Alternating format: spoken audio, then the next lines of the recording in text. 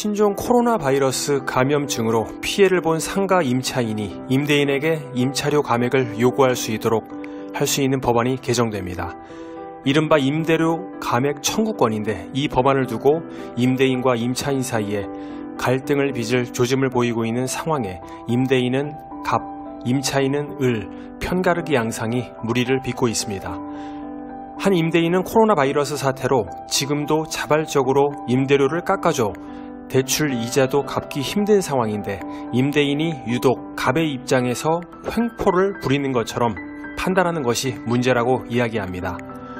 건물 매매를 위해 은행 대출을 끼워 구매한 임대인들이 대부분인데 왜 우리의 일방적 희생만 요구하는 건지 알 수가 없다고 말합니다. 자영업의 임대료 부담을 낮춰주는 내용 등을 담은 상임법이 23일 국회 법제사법위원회 전체회의를 통과하자 임대인들이 크게 반발하고 있습니다. 임차인의 어려움을 잘 알고 있지만 법으로 임대인에게 희생을 강요하는 건 지나치다는 것입니다. 자칫 이번 법 개정이 임대인과 임차인의 갈등만 부추길 것이라는 우려도 나오고 있습니다.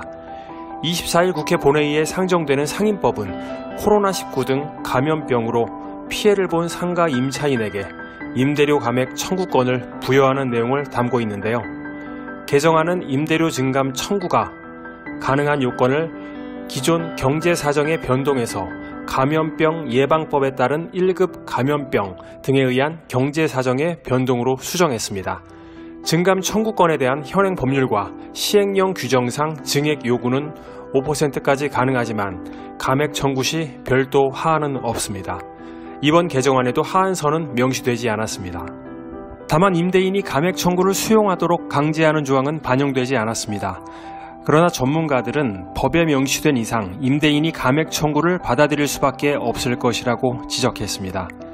한 부동산 관계자는 상임법은 민사특별법이기 때문에 일반적인 임대차 계약에 우선한다며 코로나19로 피해를 본 임차인은 임차료 인하 요구가 받아들여지지 않을 경우 분쟁조정위원회에 조정을 신청하거나 소송 등을 제기할 수 있다고 말했습니다. 이와 함께 개정안은 법 시행 후 6개월간 임차인이 월세를 연체해도 계약 해지나 갱신 거절 사유에 해당하지 않는다는 특례 조항을 마련했습니다. 현행법은 3개월간 임대료가 밀릴 경우 계약 해지나 갱신 거절의 사유가 된다고 명시하고 있습니다. 6개월 동안 임대료 연체를 이유로 퇴거를 강제할 수 없다는 것입니다. 법안은 공포날 시행되며 시행 당시 존속 중인 임대차 계약에도 적용된다는 부칙이 함께 마련됐습니다. 상가업계에선 이번 개정안에 대해 지나치게 임차인만 생각한 법안이라는 반응이 대다수입니다. 서울의 빌딩을 소유 중인 한 임대인은 코로나19로 인해 영업정지 처분을 내린 건 정부인데 그 피해를 임대인이 고스란히 떠안게 됐다고 하소연하고 있습니다. 이미 자발적으로 월세를 인하해줬는데 추가 인하 또는 연체가 장기화되면 더 버티기 힘들 것이라고 덧붙였습니다. 한국감정원에 따르면 서울 주요 지역의 상업용 부동산 분기별 투자 수익률은 작년 4분기 2% 중후반에서 지난 2분기 1%대로 하락했습니다. 전문가들은 상가업계가 더 극심한 침체에 빠질 수 있다고 우려했습니다. 임대료 인하가 법으로 명시된다면 상가와 건물 가치가 하락할 수밖에 없으며 임대인들은 임대소득 감소에 이어 자산가치 하락까지 이중고를 겪게 될 것입니다. 임대인의 손실을 일부라도 보전해주는 균형 잡힌 정책이 필요한 시점입니다.